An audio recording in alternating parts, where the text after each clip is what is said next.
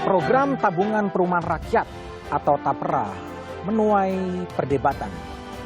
Iuran wajib dinilai jadi beban di tengah kondisi ekonomi yang sedang tertekan. Manfaat tabungan tak seluruhnya sesuai harapan. Pengelolaan dana triliunan jadi kekhawatiran. Pemerintah beralasan inilah bentuk gotong royong pemenuhan kebutuhan dasar akan perumahan rakyat. Lantas, apakah TAPRA bisa jadi solusi perumahan rakyat? Inilah satu meja The Forum. TAPRA, beban baru di tengah corona.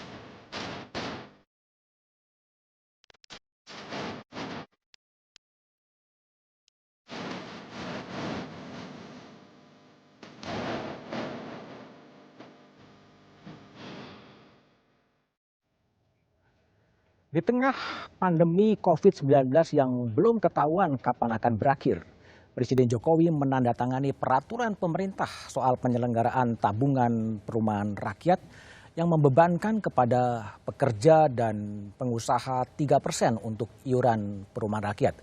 Isu itu tentunya menjadi kontroversi. Corona di tengah TAPRA itulah yang akan menjadi tema bahasan.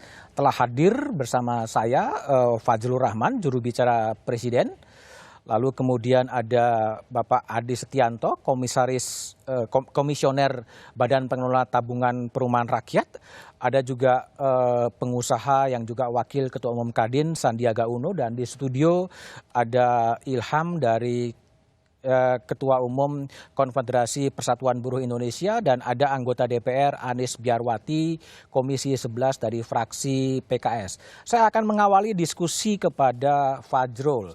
Bung Fajrul, di tengah pandemi, di tengah pelambatan ekonomi, kenapa Presiden Jokowi kemudian 20 Mei menandatangi peraturan pemerintah soal TAPRA? Apa yang mendasari momentumnya sekarang? TAPRA, judul dari acara ini mestinya adalah TAPRA peluang baru di tengah corona. Jadi peluang baru? Peluangnya siapa? Ya, peluang bagi seluruh rakyat Indonesia. Untuk ngiur? Terutama masyarakat yang berpenghasilan rendah untuk mendapatkan rumah. Saya selesaikan dulu. Pertama, Presiden harus menuntaskan kewajiban konstitusionalnya sesuai pasal 28H ayat 1 bahwa setiap orang berhak hidup sejahtera lahir dan batin, bertempat tinggal dan mendapatkan lingkungan hidup yang baik dan sehat. Jadi Presiden Joko Widodo menuntaskan kewajiban konstitusionalnya. Kemudian kedua, PP ini merupakan turunan dari Undang-Undang Nomor 1 Tahun 2011 tentang Perumahan dan Kawasan Pemukiman yang dulu ditandatangani oleh Pak Susilo Bambang Yudhoyono, kemudian turunan juga dari Undang-Undang Nomor 4 Tahun 2016 tentang tabungan perumahan rakyat yang ditandatangani Presiden Joko Widodo. Jadi ini selain menuntaskan kewajiban konstitusional, juga mengadministrasikan keadilan sosial bagi seluruh rakyat Indonesia. Kedua, saya selesaikan dulu, TAPRA ini akan dilaksanakan secara bertahap. Yang pertama nanti adalah ASN terlebih dahulu. ASN, bulan apa tuh? Januari ya? 6 sampai 7 bulan ke depan. Iya, Januari. Akan memindahkan dari Taperum, lalu kemudian menjadi TAPRA, lalu kemudian BUMN, kemudian baru TNI Polri, baru pihak swasta. Dan itu berlangsung selama 7 tahun. Nanti BP Bapera akan menjelaskan. Jadi pemerintah pun menyadari kesulitan di tengah corona ini tidak bisa secara sekaligus. Tetapi akan dilakukan secara bertahap, terutama kepada ASN yang sudah lebih dahulu memiliki tabungan melalui Taperum. Jadi tidak ada sebenarnya bebannya kepada yang baru sekarang ini, kepada masyarakat. Ini adalah peluang, terutama bagi ASN, bagi BUMN, bagi TNI Polri, untuk mendapatkan rumah pertama. Ini upaya mewujudkan mimpi tentang rumah pertama bagi mereka. Oke, jadi tidak ada beban ya. Oke, saya tidak ada beban. Tidak ada beban. Saya ke Chief Sandiaga Uno sebagai pengusaha. Apakah pengusaha terbebani dengan iuran yang 0,5% dan iuran-iuran lain dengan katakanlah Fajrul mengatakan ini adalah sebenarnya peluang sebetulnya. Gimana Chief Sandi? Ya, sandang, pangan, papan memang tanggung jawab negara. Malah tadi Bung Fajrul bilang bahwa ini adalah tugas konstitusi. Namun bukan sekedar tanggung jawab pemerintah sebetulnya. Ya. Semua pihak harus bergotong royong untuk mewujudkan. Karena ini adalah lanjutan tenun kebangsaan kita. Sama halnya dengan kesehatan dan jaminan sosial. Juga bukan hanya tanggung jawab pemerintah, tapi tanggung jawab negara. Pemerintah serta seluruh elemen masyarakat. Nah, saya melihat bahwa tentunya mewujudkan perumahan itu untuk seluruh warga negara bagus. Namun timing dan signal. Pada saat ini kan kita mengerti bahwa iuran peserta ditetapkan sebesar 3% dari gaji. Ya. Mungkin 2-3 tahun lagi, mungkin 5 tahun lagi, mungkin lebih dari itu lagi. Komposisinya 0,5% ditanggung pemberi kerja dan 2,5% ditanggung oleh pekerja melalui pemotongan gaji. Dengar ini aja, pekerja walaupun ini masih 3, 4, 5 tahun, Bung Fajrul tahu sendiri sebagai ahli komunikasi, it's not the right time. It's not the right time. It's not the right time. Pengusaha sudah memiliki kewajiban untuk membayar jaminan sosial pekerja, mulai dari BPJS, tenaga kerjaan, BPJS Kesehatan, dan lain sebagainya. Apalagi kalau kita bicara UMKM yang sekarang ini terkena satu pukulan telak di ronde pertama pandemi COVID-19 ini. Bagaimana UMKM ini akhirnya harus menambah anggaran beban pegawai. Mungkin 2 tahun lagi dari sekarang masih efek corona kita rasakan. Padahal krisis ini membuat usaha kita sekarang berjibaku agar gimana tidak mem-PHK. Jangan membuat satu sinyal akhirnya daripada berat nanti 2-3 tahun lagi kita lay off dulu lah. Saya ini korban PHK, Chief Budiman. Saya ngerti banget bagaimana perusahaan mengambil opsi pertama dengan mem-PHK karena takut ketidakpastian. Nah, bahkan bagaimana dengan yang merumahkan para pegawainya. Itu yang saya harap banget kepada pemerintah. Mari kita duduk sama-sama, pandemi COVID-19 ini sama-sama kita harus bergotong royong. Mari kita atur juga sinyal dari kebijakan publik ini untuk tidak menambah beban. Sandi, jadi kalau menurut Anda sebagai pengusaha, kenapa PP itu ditandatangani ketika corona ini sedang terjadi? Apa yang Anda lihat sebetulnya? Ya, mungkin miscoordination. Miscoordination? Paling sering terjadi menurut saya karena kalau ada orkestrasi dan sinkronisasi daripada kebijakan itu tentunya akan melakukan ini kita tengah-tengah corona nggak lebih baik ngajak ngomong dulu nih Kadin, Apindo, nggak ngajak ngomong asosiasi dulu karena juga teman-teman ada yang menyampaikan bahwa upaya ini mekanismenya seharusnya yang berimplikasi pada pungutan yang bersifat wajib atau compulsory, maka seharusnya ditetapkan dengan undang-undang. Ada yang beranggapan seperti itu. Saat ini masih PP. Dan juga masalah waktu. Hari-hari ini masyarakat butuh dukungan di tengah wabah. Signal ini penting. Karena kita banyak sekali ketidakpastian ke depan. Menambah satu ketidakpastian, potongan pendapatan ini akan dilihat sebagai beban tambahan. Saya ke Fajrul ya, kembali Fajrul. Fajrul, gimana Anda merasa ada miskoordinasi? Ini is not the right time sebetulnya untuk menandatangani PP. Gimana Anda respon itu?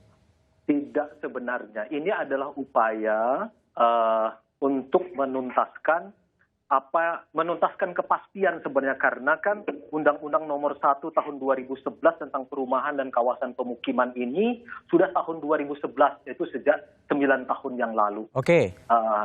Lalu kemudian kan harus ada PP-nya. PP ini pun sebenarnya nomor 25 tahun 2020 ini adalah payung hukum dalam mempersiapkan operasionalisasi dari Tapera.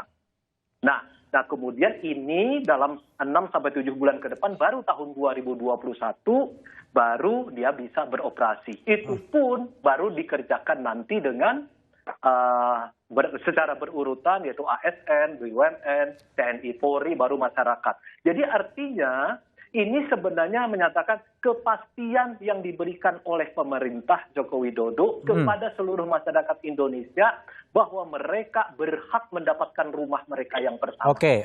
Fajrul, pertanyaan saya adalah, ini kan turunan dari undang-undang soal tabungan perumahan rakyat tahun 2016. Ya, dan seharusnya 2011. Ya, 2016 kan turunnya kan ke situ. 2016 dan memberikan waktu 2 tahun kepada pemerintah Presiden Jokowi untuk menandatangani tahun 2018. Seharusnya kan PP ini terbit tahun 2018. Ya. Dan sekarang baru terbit pada tahun 2020. Apa yang terjadi? Ada proses yang dilalui oleh undang-undang ini sehingga melalui berbagai masukan dari para pihak baru kemudian PP ini bisa diselesaikan. Jadi butuh 2 tahun, bukan karena 2018 menjelang pemilu ya? Tidak ada. Ini adalah upaya melakukan sinkronisasi dan harmonisasi dengan para pihak. Jadi semua pihak terlibat dalam penyusunan undang-undang, semua pihak juga terlibat dalam penyusunan PP, bahkan juga BP, Tapera yang malam ini ada hadir, diharapkan juga mendengarkan para pihak supaya dalam manajemen pelaksanaannya nanti mempertimbangkan para pihak, masukan dari mereka semua, supaya BP Tapera ini bisa berjalan dengan harmonis dan betul-betul bisa memberikan kepastian dan keyakinan pada publik. Jadi kalau menurut Anda ini dalam waktu yang tepat sekarang ketika pengusaha juga lagi mengalami kesulitan, buruh juga banyak PHK, dan kemudian PP itu ditandatangani? Harusnya dilihat pada manajemen pengelolaannya, Bung Budiman. Karena ini kan akan berurutan. Yang terkena pertama kan ASN, dan itu pun sebenarnya pengalihan cuma dari Taperum. Seperti itu. Dan kalau mengikuti nanti penjelasan dari BP Tapera kan ini baru di tahun ke-7 baru terkena kepada pihak swasta. Dan pada saat itu mungkin ekonomi Indonesia sudah menjadi sangat meningkat lagi pasca pandemi COVID-19. Oke, baik. Saya akan ke Bung Ilham dulu dari perspektif dari pekerja. Apa yang Bung Ilham lihat? PP ini ditandatangani ketika ketika COVID-19 itu belum selesai. Apa yang Anda lihat dari sekarang ini? Kalau saya mau masuk dari hal yang paling mendasar dulu dari keluarnya PP Tapera ini. Pertama tadi Fajrul menyampaikan tentang persoalan konstitusi. Saya juga mau mengutip tentang konstitusi bahwa di dalam Undang-Undang Dasar kita dijelaskan salah satu tujuan kita berbangsa dan bernegara ini adalah bagaimana memajukan kesejahteraan umum. Nah, di dalam turunannya, di dalam pasal 28H ayat 1 itu dijelaskan setiap orang berhak untuk hidup sejahtera dan mendapatkan tempat tinggal. Terus? Nah, tanda kutip di sini adalah setiap orang mendapat berhak. Ya, di dalam aturan Tapera ini, hak berubah menjadi kewajiban. Nah, ini menjadi problem mendasar kalau menurut saya. Apa yang dilakukan, apa yang ditandatangani oleh negara, merubah kewajiban hak menjadi kewajiban. Artinya Anda mau mengatakan bahwa negara tidak memenuhi kewajibannya untuk memberikan rumah kepada pekerja gitu? Betul, karena harus berbicara tentang hak itu adalah hak yang wajib dijalankan, yang wajib diwujudkan oleh pemerintah kepada rakyatnya. Makanya ditulis di situ itu adalah hak bagi orang per orang atau warga negara gitu. Nah, kalau seandainya itu pertama ya. Yang kedua, di dalam aturan Undang-Undang Tapera ini, di tengah situasi di mana sudah terlalu banyak pungutan-pungutan atau potongan upah yang dialami oleh buruh pada hari ini, baik itu potongan terhadap BPJS Kesehatan, BPJS Ketenagakerjaan yang terdiri dari beberapa item, dengan adanya lagi potongan ini akan semakin menambah beban. Berapa persen potongannya? Yang Anda terima yang sebagai pekerja? Kalau total yang ditotal dengan rupiah setiap bulan itu, kalau yang gaji di sekitar 4 juta itu 170.000, sekitar 170.000. Nah, kalau seandainya ditambah lagi 2,5%, artinya kalau seandainya ditambah 100.000 menjadi 270.000. Nah, ini akan sangat merugikan buruh karena ini akan memukul daya beli buruh. Di tengah upah yang masih sangat kecil dan tingkat kenaikan upah yang dibatasi melalui PP 78 pada hari ini akan memukul daya beli buruh. Nah, ini tidak tepat menurut kita. Kalau menurut Anda apa? Kenapa diterbitkannya sekarang? Kalau menurut saya Ya kalau saya dilihat dari beberapa kebijakan pemerintah sebelum-sebelumnya, pemerintah sekarang ini kan punya banyak program-program, proyek-proyek infrastruktur. Dan pemerintah dari beberapa upaya yang dia lakukan bagaimana menarik investasi, menarik dana segar dan segala macam. Dan kalau menurut saya ini ada indikasi. Ada indikasi? Ada indikasi bagaimana negara berupaya menarik dana dari publik sebanyak mungkin dalam kerangka pembiayaan untuk program-program pemerintah. Entah itu dasarnya apa Anda berpendapat gitu? Ya pada dasarnya sekarang ini negara sedang defisit. Negara dalam situasi COVID sekarang ini kita menjadi defisit, yang jelas pendapatan negara akan jauh berkurang, baik itu pendapatan dari pajak, pendapatan dari berbagai macam aspek yang ada, dan salah satu cara untuk mendongkrak pendapatan agar negara punya dana ya dengan paling simpelnya menarik dana dari masyarakat. Itu jalan yang paling singkat, yang paling bisa dilakukan. Baik, saya akan ke Pak Adi Setianto sebagai komisioner dari BP Tapra. Sebetulnya nanti mekanismenya dan kemudian siapa saja yang kena kewajiban untuk mengiur, tapi jawabannya Pak Adi setelah jeda berikut ini, Pak.